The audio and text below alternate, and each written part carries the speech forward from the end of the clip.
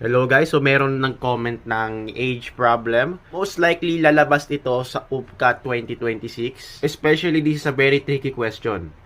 Pero sabi nga sa comment, please solve it as simple as possible. Don't worry, I'll show you how. In this given question, it is clearly seen that the sum of the ages of the three siblings is 48 years. The oldest sibling is twice as old as the youngest. The middle sibling is 3 years older than the youngest. So what is the age of the youngest, middle, and oldest sibling? Para makuha natin ito, we need to insert some variables. So let's say itong youngest pala may bad. Let's say this is X. Then yung middle sibling is X plus 3 dahil he or she is 3 years older than the youngest.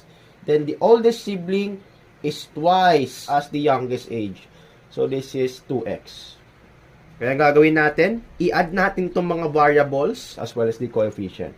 So, the oldest plus the middle child plus the age of the oldest is equal to 48. So, combine like terms lang, x plus x, 2x plus 2x is equal to 4x.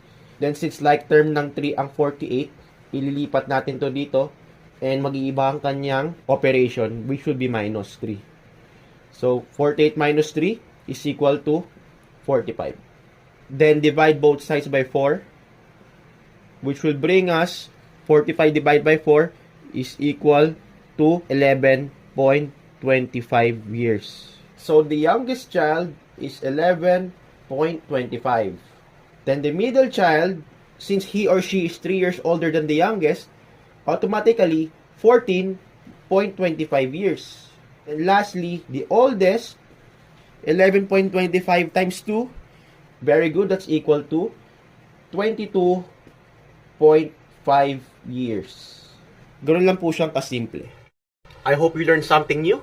It's me, Bernardo Escorial. Stacker out.